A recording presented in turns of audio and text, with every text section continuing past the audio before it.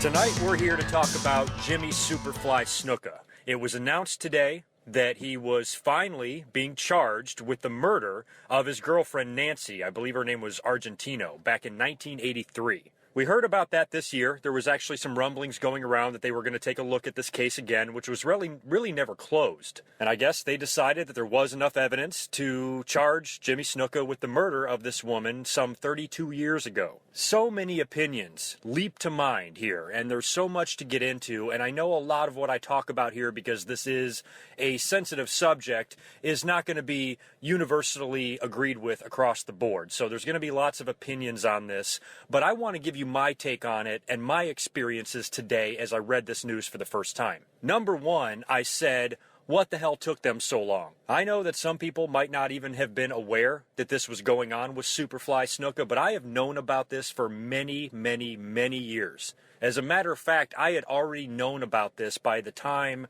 Snuka made his return to the WWE. I think at WrestleMania 5. I think it was 89 or 90. It must have been WrestleMania 5. He had left right after WrestleMania 1, went to the AWA. I remember him there. I think he spent some time in Japan too, but didn't come back to the WWE for like 4 or 5 years later. It was in between this time when he was gone that I learned of this situation in 1983. I had no idea when he was at his first run in WWE that this had ever happened. For those of you who don't know, I'm going completely by memory here because I have had a long day, just got home, and I wanted to record some comments on this. So what I remember of the situation is it was in 1983, and it was right after a show somewhere in Pennsylvania.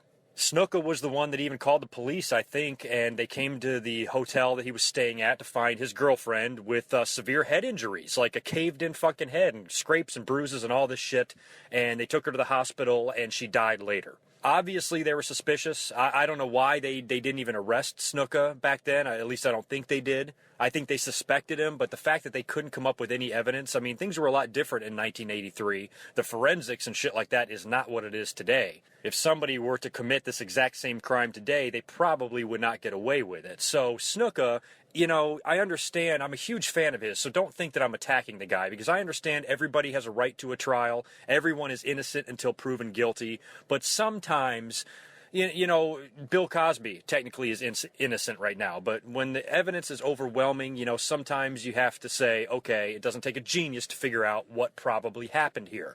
And what I can tell you about Jimmy Snuka, from what I know of him and the way he's regarded in pro wrestling, he's a relatively liked guy. I don't ever hear anybody ripping his name through the mud. I'm sure not everybody loves him. I'm sure somebody can find something negative to say about him somewhere. But all I'm saying is, overall, Snuka is pretty much respected. So what I think probably was the case is that there was an argument, which tends to happen, and domestic cases were very frequent back then. They still are today, but in the 70s and 80s and even before then, there was a time when beating women was completely acceptable. So, you know, not that was the case in 83, but still, that was a different time back then. And there was probably some sort of a drunken argument, and Snuka got pissed, and I know that he did not intend to kill her, but he did. It was probably a complete accident. Take the Ray Rice situation that happened a couple of years ago in the NFL, and they had the camera in the elevator that videotaped him just knocking his wife or fiance out cold, which is horrible. The motherfucker should never be let in the league again. But really, if you want to look at both sides of it, she did come at him. He took a big swing. He connected. He knocked her out. What if he took the swing in just such a way that it accidentally killed her? So accidents do happen, and you should never get violent and you should never get physical, but if drugs or alcohol or anything like that is involved, it's going to affect your judgment and cloud your instincts and completely fuck you up. And that's when you can do something that you can't take back. And Snuka, I think it was probably just a domestic incident that got out of hand, and he accidentally killed his girlfriend. I would love nothing more than for Snuka to go to trial, and it turns out he was completely innocent the whole time. I have never even heard Jimmy Snuka's take on this. I know he wrote an autobiography, which I know a lot of people said contradicts the story that he gave to the police years ago, and he has changed the story over the years, which just makes him look worse. But trust me, if I had it my way, I would love that Snuka had nothing at all to do with this. I don't even remember what he claimed had happened, if he got home or got back to the hotel and found her that way, or if she fell. It was something like that. It was just, the bottom line here is, it's shady. It's extremely fucking shady. And generally speaking, when you have extremely shady situations, it's for a reason. But today, when I saw the news about it and then I saw the reaction, it has this whole open up a can of worms type of feeling to it, and it can really get you thinking about a lot of other things other than what the issue actually is here, and that is a woman was murdered, and this poor woman's family has had to live with wanting to know what happened and trying to get justice for the last 3+ decades. To me, my heart goes out to them. The last thing in the world I'm worried about is how the WWE handles this. And today, that's all I fucking saw on the internet. People were saying, well, what the fuck? What are they going to do about Jimmy Snuka? Hulk Hogan said the N-word a few times and went on a racist rant, and he's completely blacklisted from the WWE. How can they get rid of him and completely erase Hulk Hogan from history, but leave a murderer like Jimmy Snuka in the Hall of Fame? So everybody was very concerned about how the WWE was going to handle the Jimmy Superfly Snuka situation. And I'm saying to myself, who fucking cares? A woman's life was taken. Her family has been grieving and mourning this loss for 30 years and never truly figured out what happened. They have a chance now to get some justice. They have a chance now to get some peace. And what all the fans are worried about is how the WWE reacts to it. Is that even important at all? I understand that shit is weird in today's day and age, especially with the WWE. They have changed a lot. Back in the day, they wouldn't have given two shits what Hulk Hogan did. As a matter of fact, there was rumors that Vince McMahon may have had something to do with Jimmy Superfly Snuka maybe getting out of the charges initially to begin with. I don't know how that's possible if the case was never closed, but he was very, very over during that time. And if that is something that Vince might have done or tried to help the guy out, I can see that happening. But to me, again, I don't see how that's relevant. Vince McMahon and his whole company is completely different today. They have to do things differently. The reason they did what they did to Hulk Hogan, for example, number one, is that he's Hulk Hogan, and he's much more visible and a much bigger star than a Jimmy Snuka or a Gregor the Hammer Valentine, who recently also said something retarded. And when you combine that with the racial issues that this country faces and what has happened to other people that have been caught saying these things, like a Paula Deen or a Donald Sterling, their entire careers, lives, and reputations were destroyed because of this. The media raped them over these comments, as well they should. So if Hulk Hogan is being caught saying something equally as bad or worse, the WWE looks at all those other situations and they really had no choice. Their hands were tied. In today's day and age, the way everybody is so heavily scrutinized, especially in the media, for everything, they know that with their squeaky clean image that they've been trying to project ever since Chris Benoit did what he did, they cannot afford to have their Babe Ruth be labeled a racist, ignorant bigot. And that's exactly what has happened to Hulk Hogan.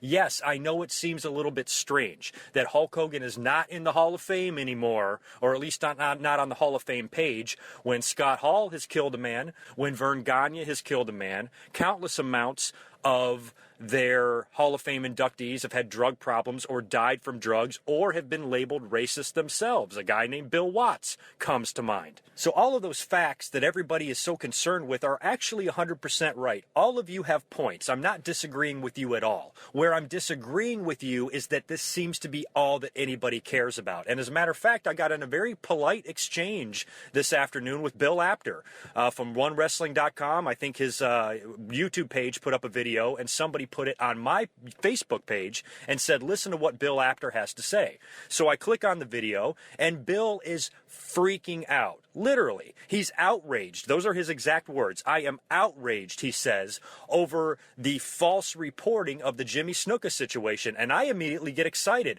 Oh, good. Please, Bill Apter, come to our rescue and tell us that this is all a big fucking hoax or something. But no, that's not the case. What he was so outraged about is that TMZ or whatever fucking media company first reported this. They reported that Jimmy Snuka was arrested at his home and charged with this murder from 1983. That was not the case. He was ordered to appear in court today, which he did with his wife, posted his bail and his bond or whatever the hell else he had to do, was arraigned and charged with the murder formally, and he got out of there and he went home. They're not going to keep him in jail. He's got to be 70 years old now. He's battling cancer. So they're going to let him stay at home during the course of this trial. But what Bill Apter was so outraged about is that TMZ or whoever it was made the error of saying that Snuka was arrested at his home. Now, even though that was irresponsible reporting, which, again, is not uncommon in today's media, come on, Bill. But even though that was a mistake and they misreported that one particular fact, it's such a minor fact in my mind in the grand scheme of things. Okay, fine. He wasn't arrested at his house. He appeared in court instead, which he still went through all of the processes that you would if you were actually arrested at your home. He still had to post bail and go through the whole processing deal. Why is everybody so concerned about what TMZ is saying about it? And why is everybody so concerned about how the WWE chooses to handle this? Am I the only one that thinks that they're in an incredibly tight spot and I sympathize with them? I wouldn't want to have to be in that situation, to have to make some sort of a call on a situation like this, and you know that half the people are probably going to agree with it and half the people are not, and it's just going to attract a lot of unwanted attention to your company. They have been losing wrestlers left and right. Poor Roddy Piper just passed away a matter of weeks ago. Hulk Hogan has disgraced himself and has been labeled a racist by the entire world, and now Jimmy Snuka is charged with murder. That's a whole lot of bad shit to happen to the very first WrestleMania main event. Not to mention the hundreds of other deaths we've had over the past few years, and a wrestler killing himself and his family, and a shooting taking place at the fucking Performance Center just a couple of days ago. So the WWE, they sucks for them. They're just, they're trying to weather this storm of wrestling being constantly kicked in the fucking balls. Wrestling is a fucked up business, and a lot of you wrestling fans are probably starting to learn that right about now, with all the things that we've been through just in the last 5 years, not to mention 10, 15, or 20.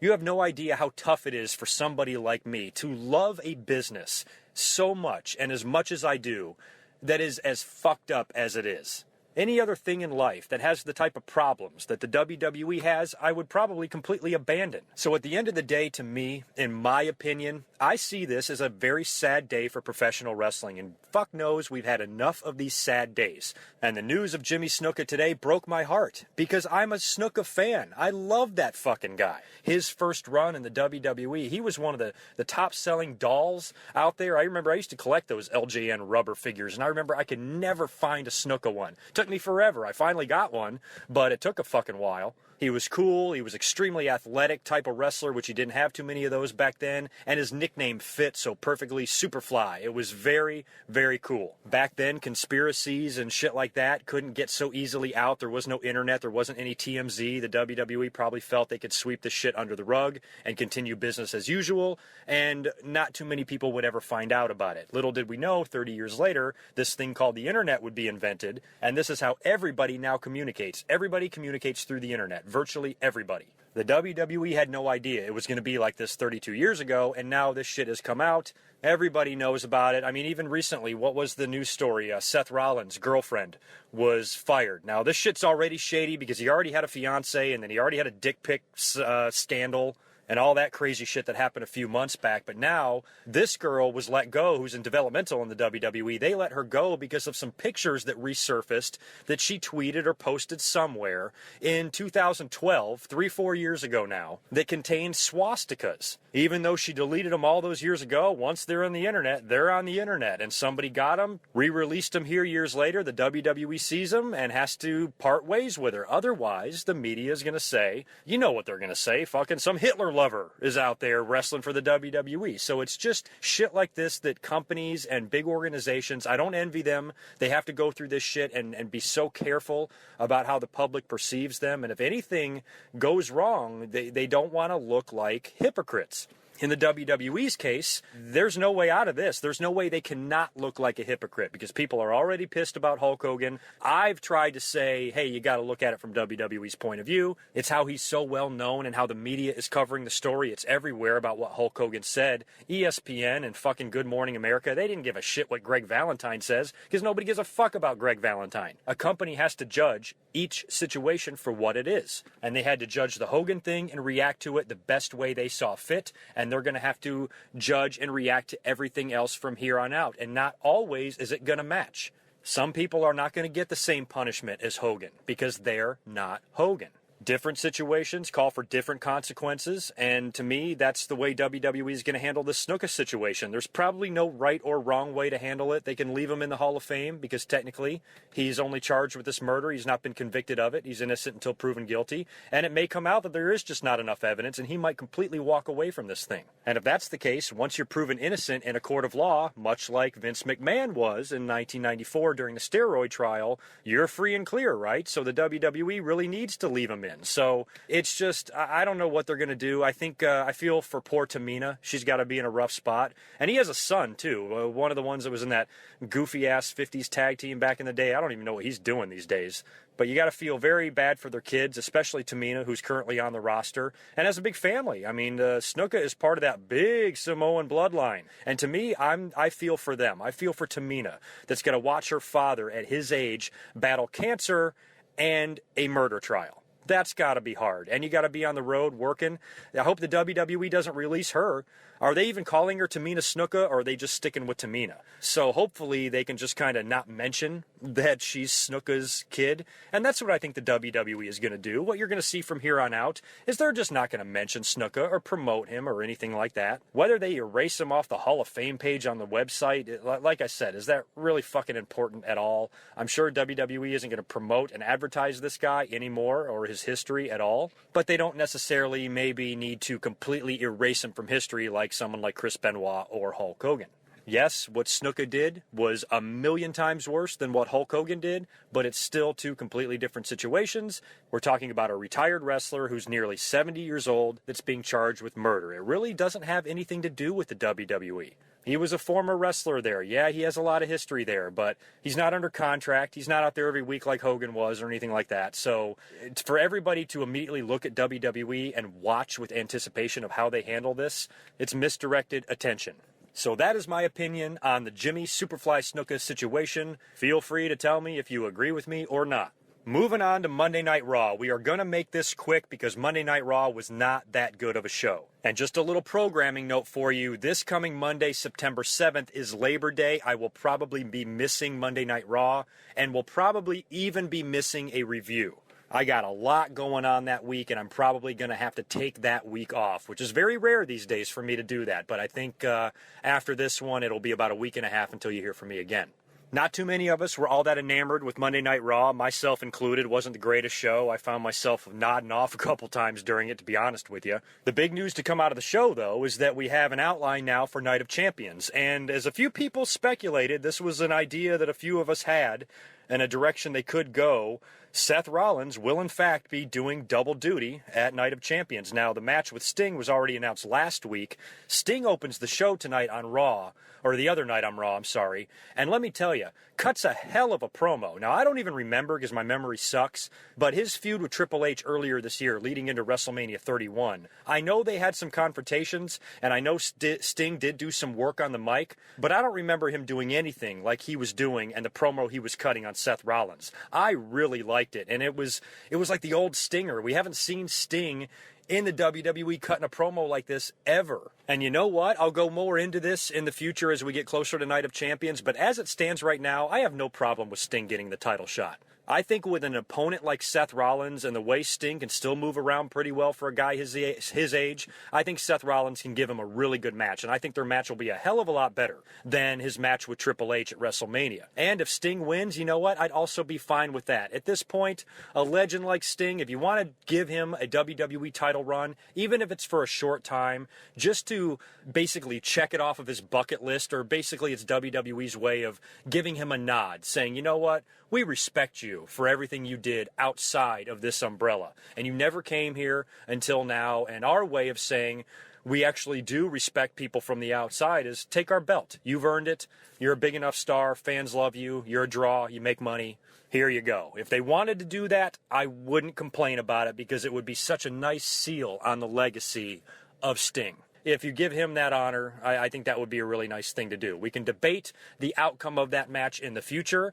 You would think that Sting has a little bit better of a chance now because Rollins has got to fight twice, and he will be fighting Sting second. He's going to fight John Cena first. Seth Rollins came out to close Monday Night Raw and to call out Sting we went through the whole 3-hour show without seeing John Cena, so you knew Cena was going to come out there. Stephanie also came out there. Cena comes out and cuts a promo and says, I have a rematch for that title, and I want it at Night of Champions, and goes into his reasonings why, and asks Stephanie point blank, can I have the match? And she says, yes, you can. So Seth Rollins is going to have to defend the United States title, maybe to open the show, or at least the second or third match against John Cena. Then he's going to have to face Sting in the main event for the WWE title. Now, this opens up a whole bunch of scenarios here. And like I said, we can debate this in future episodes. I know a lot of people are going to have, oh, there's no way Cena can win and all that. To me, anything keeping John Cena away from the WWE title is a plus. And on top of that, his United States title run was very successful and very exciting. If they wanted to put the belt back on him, fine, fucking do it. At least he's away from the WWE title right now. But on the other side of that, you have to think about Seth Rollins. He is probably going to win one and lose one here, you would think. I would love nothing more than Seth Rollins to beat both of them, because just like I talked about in my last commentary around SummerSlam time, you know, for Seth to escape Brock Lesnar and then do the same thing to John Cena in back-to-back pay-per-views, that's going to be huge bragging rights for him, big feather in his cap. So if he's able to defeat John Cena and Sting, two icons in the same night, that is just going to put him over that much more. I think Seth Rollins is doing a great job as being a heel WWE champion. He's not everybody's favorite, but I think he can pull a good promo out of his ass when he wants to, and he's amazing in the ring. And I'm Team Rollins. I don't shit on the guy at all. Definitely don't shit on him as much as everybody else does. So I'd like nothing more than to see him come out of this on top in both matches. But I don't know if that's really logical either, because then he's still got to do that shit with the belts where he's got to defend them both. And how long can you keep that up? So I think it was a really nice thing to do to put both belts on Seth for a month. But I would really like to see one of those titles come off of him. So which one is it going to be? Is Cena going to regain his United States title? And then Seth Rollins is going to beat Sting to retain the WWE title, and he's basically still on top? Or does he beat Cena and then he loses to Sting? You know, so which one of those? I think everybody would prefer him beat Cena and lose to Sting. Most people would like to see him win them both. Nobody most likely wants to see him lose to Cena but then beat Sting. So there's lots of different scenarios, and I'd like to hear your opinions on it, because don't jump down my throat for anything. I haven't even had time to think about this yet, what I want to see happen or what I think might happen. So anything I'm saying here, I'm just fucking talking. Raw also set up another match for Night of Champions, and that is the Divas title. Now, as expected, Nikki is going to have to defend that belt, and Nikki is probably going to drop it. They got the Bella meter up there, or whatever the hell it's called, on the Titantron this week when Nikki came out, and they are counting down the days until she is the longest reigning Divas champion ever, which finally erases that record that AJ Lee held, which you know WWE has got a hard on to do that. That clock ends about a week before the pay-per-view even happens, so you gotta think this is it for Nikki. Charlotte won the Beat the Clock challenge with her and her PCB cohorts, which you can already tell there's going to be some dissension there because they were all competing with each other, and Paige, of course, came very close to winning at the end, which, by the way, was not much time. All three of those Divas matches was like a total of 5.5 minutes. That's ridiculous. What I thought might happen in this, since Paige's opponent was Sasha, I'm like, why isn't she not facing a jobber? The other two girls had to face Alicia and Brie, who are pretty much diva jobbers at this point. Why is Paige facing Sasha? She should face Naomi or some shit. But anyway, it doesn't matter. She faced Sasha and falls short of beating Charlotte's time, and she's a little bit pissed, you could tell. And now they're starting to tease just a little bit of dissension between the girls, which is good because nobody has a fucking storyline. So eventually, these little factions are not going to last forever. And I say, start breaking them up now because they're pointless. Charlotte is going to be on her own in a match against Nikki. Now, you got to think Charlotte is a shoo-in to win this belt. But they could go with the Paige heel turn and swerve us all and have Nikki keep it. Now, the fans are going to freak out if that happens without seeing the big picture.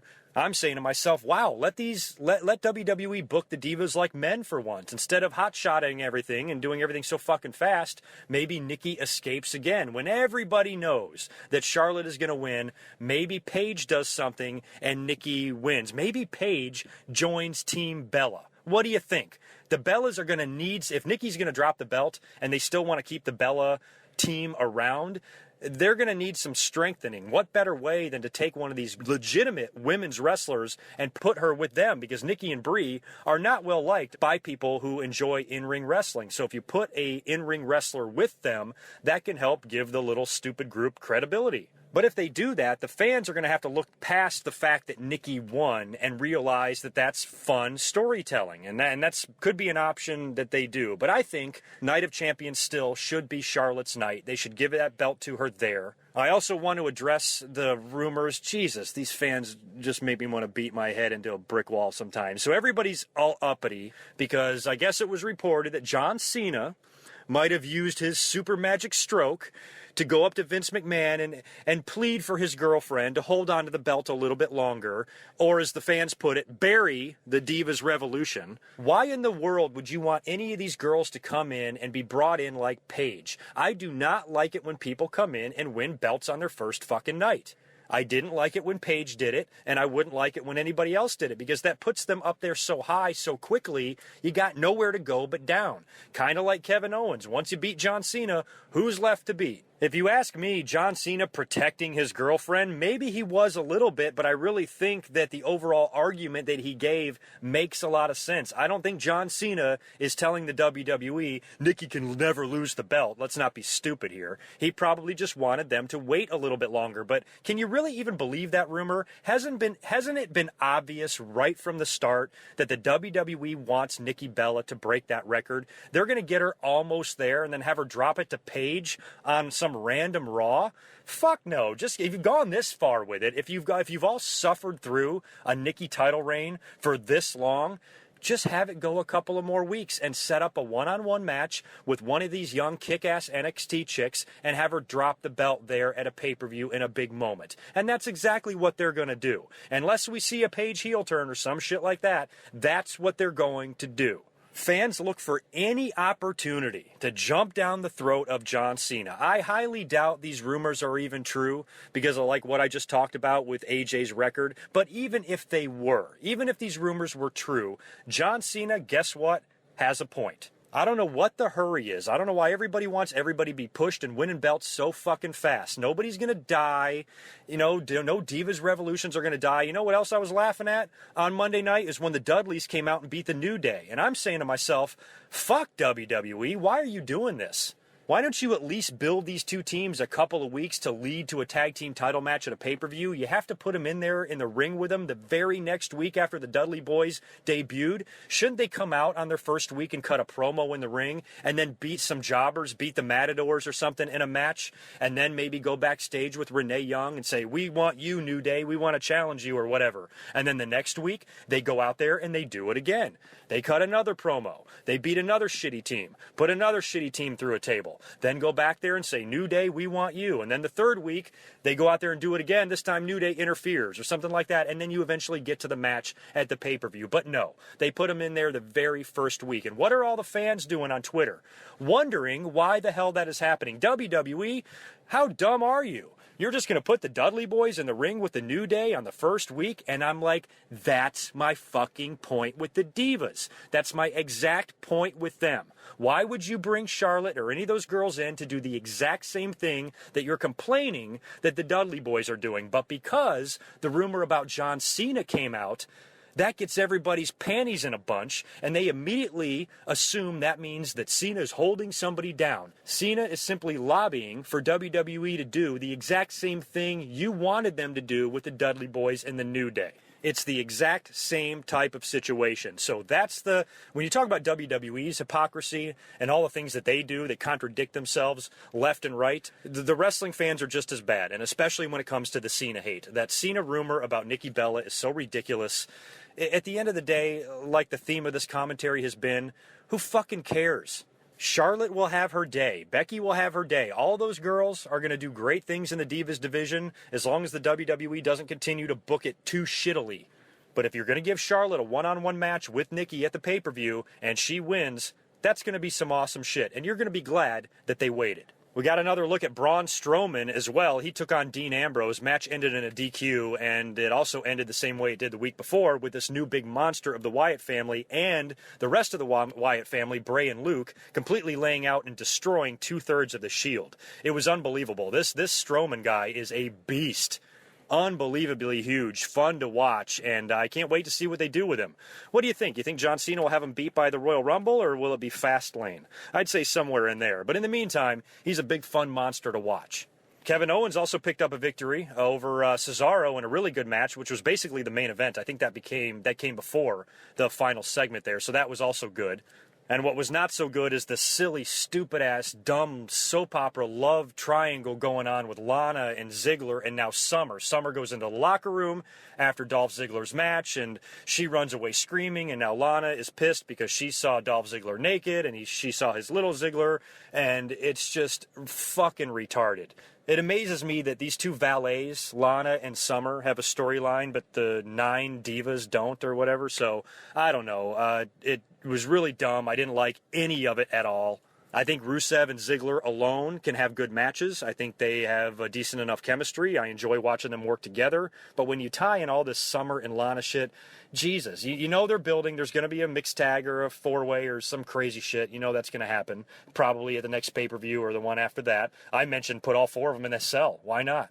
And now with this recent storyline twist of Summer going into the locker room, you got to wonder if there's going to be a heel turn, or maybe Lana is going to go back to Rusev, or maybe they are going to go through with the double turn that we speculated on a couple of months ago. What if Ziggler is just a dirtbag? What if he fucks Summer in the shower? And he's been lying to Lana the whole time. What if GTV makes a return and shows camera footage of what happened in the locker room and Summer's all up on Ziggler in the shower or something like that, and she set him up? And he's been a dirtbag all along. And what if Rusev ends up going babyface and goes to rescue poor Lana, who has been betrayed? And come to think of it, he's been betrayed too because Summer cheated on him. So they could go in that direction, but still, it's so soap opera-ish. It's just, ugh. I guess that's what wrestling is, but to me, it just came off badly on TV.